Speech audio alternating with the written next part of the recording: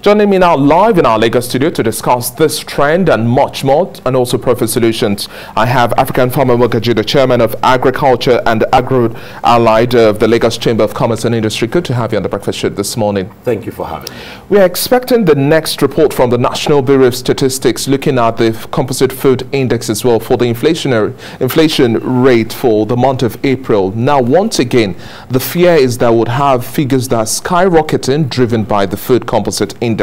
But do you think at subnational level, federal level, at the local council area level, we understand how grim the picture is in terms of the impact of insecurity in Nigeria today and how we can produce our basic need? One of our basic needs, food, we barely can't feed. Yes, it's worrisome to know that most of the people, most of the decision makers don't understand the challenge at hand.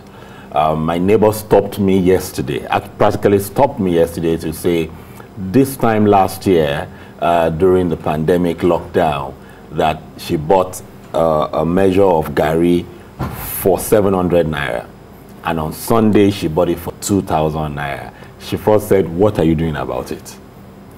And I asked the question that it's not new. All those things, we've said it, on TVC a year ago, beginning of the year. It's looking like we have people at the helm of affairs in the Ministry of Agriculture, basically. This has nothing to do with presidency or the president. One way or the other, it still links to them. Well, yes and no. The agriculture sector is flexible.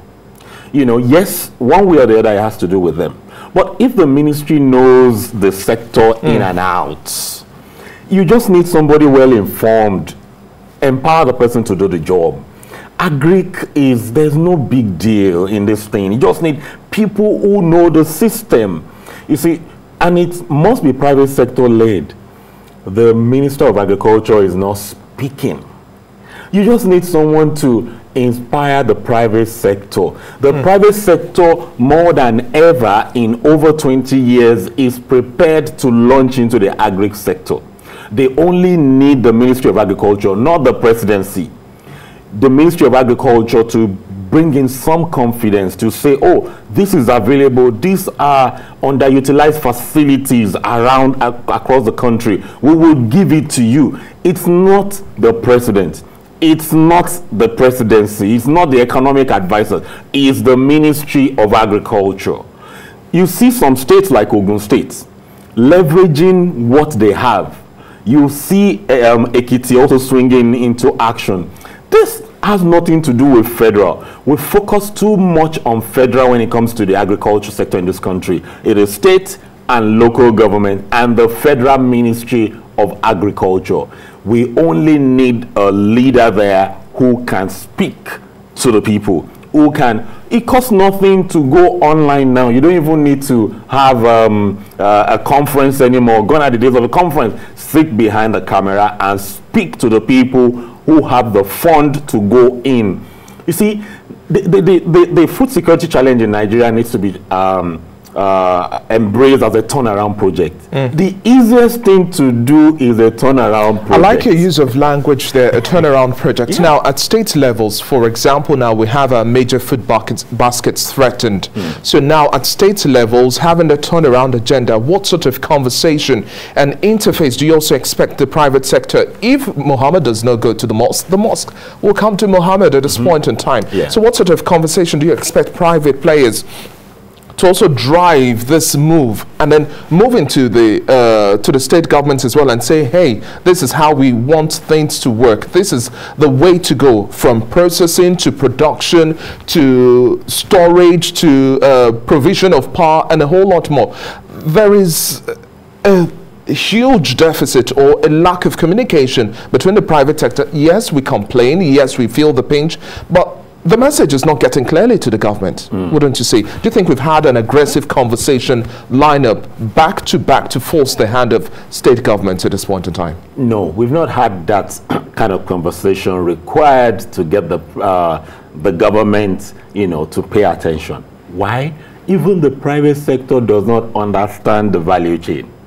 The private sector is used to foreign approach, you know, copy-paste approach. What they do, the same business books they read that works for them doesn't work in the agri sector. But across different value chains, we have templates, working models. Then you just contextualize those ideas or ideologies, don't you think? Unfortunately, the agri sector is different. Check the captains of industries in insurance and banking. They're all failing in agri, all failing woefully. Why? Because it's a different template. You have to do nature. Check them. Why I say this is, for example, take greenhouse farming. Now, you see the working templates abroad and at home. It's not so different. So why can't we replicate such models? You see, that's why I laugh. Now, greenhouse farming is good. But the greenhouse farming you find is designed for the developed countries, where it's cold during winter, they regulate it. Check all the people that have brought greenhouses into the country. They are failing. And I'm very deliberate in the words. They are failing. The greenhouses working are not the foreign ones. We don't have the foreign climate. Go to Dominican Republic, go to Malaysia, go to India. They are adapting to the environment. So you cannot just copy and paste in agriculture. You copy, adopt, and adapt. That is missing. Now, looking at the way we have our current security architecture now, at the end of the day, if we don't have a change in the body language of either the presidency or state governments also ensuring that they're working not in silos but as regions and as hubs, then we'll continue to have agriculture threatened. You can't have farmers go to farm with ease. We have farmers' headers crisis, you have banditry, you have kidnapping. The news is out there. How then do we now attend to this issue? Now, the security challenge is heavily threatening food security. And the real security is food security.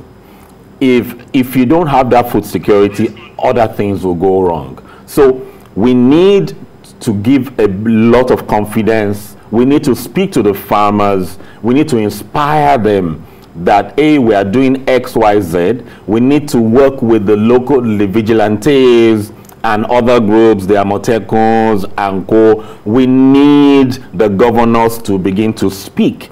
We need it is the speaking that gives confidence. And so without that, we are sitting on gunpowder. Aren't you tired of hearing spoken words? Instead, you want to see action, you want to see concerted efforts. Now, you make mention of vigilante groups and a whole lot more, state policing and that sort of conversation. Now, we have to properly now put our acts together, not just speak, because speaking does not do much. The security architecture of the country leaves the governor handicapped. Leaves the governor, but we can now contextualize support systems on just how to ensure that community by community there is safety and that the farmer can go to farm. We're very close to finding the Agbekoya springing up again, where the livelihood of the farmers is so threatened that they have to revolt. And they are not educated. There's no rules of engagement when it comes to them. So we need to guide, and that's why speaking. We're complaining about president not speaking. We need the governors also to speak to the constituency of the farmers. You don't want the crude people to come back and say, hey, we're taking this security into our hands. So the governors are as guilty as not speaking to the constituency as they claim that the presidency is not speaking. So it is still encouraging the people that there's hope. What's the worst case scenario you see will play out? You have quite an interface with people within the agriculture space due to your position within the Lagos Chamber of Commerce and Industry. What's the worst case scenario we can see? Paint the picture as clear as daylight.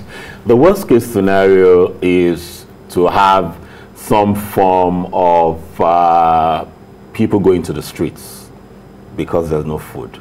Because the thing is, it takes 3 months to produce these foods, and we still have a good opportunity to nip this at the bud. Farmers are having it tough.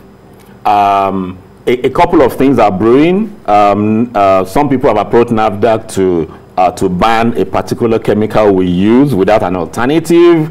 So it's that if if we don't take care of it in May, and that's the truth, if we don't take care of it in May, by July, August, we're going to have national issues. However, you see, I've always said, out of every adversity comes a greater or equal opportunity, provided we can find it. There's a lot of opportunity for the private sector now that we need to step into the ag sector. It looks bad, but it's also a big opportunity. One of the directors in the PCR was saying that isn't there any room to moderate the price in now having a marketing board or something, just like we have with petrol, not necessarily replicating a petrol subsidy regime, but some level of control, because it is a huge free fall that we cannot continue to maintain. You have 5,000 naira in your hand. What you come back home today is barely half of the quantity you had probably last year in 2019. Your salary still remains same. So it's a real picture everyone is facing, both rich and poor. Yeah. Well, we can't regulate the agri sector in terms of the pricing. Why? Because you have not influenced or supported inputs. So if I go to the bank and I take loan at commercial rates and I produce, you cannot regulate my price. You can only regulate my price if you have made sure that I got the loan at single digits. Then you can regulate. But what government can do is, we have a lot of waste, over 40% of waste on anything produced. So they need to support, or private sector invest in that logistics, ensuring that we reduce post-harvest. So what normally goes to harvest can now be sold. So it's very crucial we do that. But to be able to be food secure this year, you see, the beautiful thing about this is that we can perform an economic miracle in the agri sector, like as in a miracle. Why? We need to focus on the people who are struggling in the sector now, small and medium. They have 5 fish ponds. They can only afford to take care of 1. We need to fund those people, not the new people. There's this illusion around, let's go and fund youths. The international development are funding 18 to 35. We just did a survey around Southwest. 18 to 35 are not really interested. The people who are doing the job, who are frustrated, are the 40 to 54. So if we have that data, this is raw data. If we have that data and we fund the people struggling, they will stay. We are trying to bring in youths who there's a term they use, Japa. Japa means leave the country. Either they're doing entertainment, hoping that they will blow, or they do the Japa. So if their mind is made up on until we see progress, we can't get involved, and we are pumping, they will just drop everything. So a lot of intervention is going towards the wrong class of people who would ensure our food security. 40 and above have families. To feed their families first, to take care of nation is second. But bottom line is they will stay with it. So, you know, we're having wrong diagnosis now. Somebody having headache, you know, taking care of the stomach. But the thing is that we can do a lot. We only need the right people who will be given the right authority to get these things done. Southwest, gone are the days where it's the North that is taking care of the country. Now, as part of strategic planning, we need to be focusing on Southwest, sending food to the other part of the country, because Southwest still looks... You're reading my mind right now. Yeah, Southwest still... You see, with the security apparatus, the education, the exposure, Southwest needs to be prepared to sending food to the North and other parts of the country now. Talking about that sort of concerted effort as well, looking at our seasonal patterns, our soil texture, the sort of produce we also have within these regions, because they are contextually unique to the different regions of the country now. How then, take for example Lagos State, which is a model state for so many reasons beyond the economics that play out at this point in time. Lagos is a coastal state, for example, now. How do we leverage on areas of comparative advantages and now go into the likes of maize production, for example, to support the poultry farming, to support fish farming, and a whole lot more for the allied industries as well? How then do we now begin to expand the base of Lagos State's food production, irrespective of the size or the land mass that we have at this point in time, or the soil texture, from yam to maize to other? How then do we now begin to embrace this bigger picture where we can have Lagos much more robust? Now, I would focus on Lagos, because Lagos also has some restrictions. I will focus on Southwest comparative advantage vis-a-vis each state. Oyo State Oyo and Ogun, the Oke Ogun, Ibarapa, they have the landmass. They have the landmass. They have the climate to produce all the grains, the soybean, the maize required to take care of the livestock. They can produce that. And Lagos has the coastal waters where we can fish production. Produce the cheapest fish. On Third Mainland Bridge, what we should be seeing is fish cages. But I'm very excited that the Commissioner of Agriculture in Lagos is on the forefront of doing things that work. Not the I heard on the show barely a few weeks ago, and that was the call for investors as well, looking at all of these areas, but it's not as simple as ABC. Now, you see, we're looking at the wrong investors. We're looking at institutional investors. They won't come. It takes a long period. The investors now is you and I, because survival is making us also want to take a part of the cake, a pie, you know. So bottom line is, the man who the wife is asking for more money to feed the family that has savings will not mind putting money in agric so that it revolves back. At least if the expenditure is going up, let me also make money. So the private sector is ready. The working class in the private sector is ready. It's just that the direction is not there. So Ondo with palm oil and other value chain, soap from the cocoa pods and Ogun also has a lot of opportunities. Ekiti. We only need the governors need to work together in Southwest, especially in regions across the country. We need to work together in regional form. The governors are not getting it right. They're not understanding that they hold the key, especially coming from a regional approach. Lagos can not do so much. Lagos has the market, but Oyo needs to align. Ondo needs to align. Ekiti needs to align. But we have the opportunity now. It's looking bad now, but guess what? In a space of 1 year, 12 months, I hope, the APC, PDP can sit down to say, hey, this is the way to go. But we're not seeing the action. The party, not even their officers, the party. APC should have like APC farms replicated. PDP that wants to take over from APC should be saying, look to the model we are showing to you that we will implement. They are clueless. It's even still better for APC because they can still do things. They don't understand. Next election can be won this year and mid next year. Just by providing food. Putting the right people in the right office. And now let's also talk about processing as well. We've already talked about managing wastage, post-harvest losses, and a whole lot more. Now, within the Southwest region, now creating it as the new food hub, if we may put things lightly. Now, how do we now also aggressively create a template that works well in terms of food processing? We've seen what has played out in other food baskets and the lack of processing models. How then do we now begin to have investments within this, within the Southwestern region? Well, BOI is saddled with that responsibility. They're not doing badly, but they can improve. We need interventions that create hubs where BOI funds it. People bringing in local governments, not states. Local governments, they set it up, hand it over to cooperatives. The cooperatives run it, and they, if it's monthly, quarterly, you pay us back.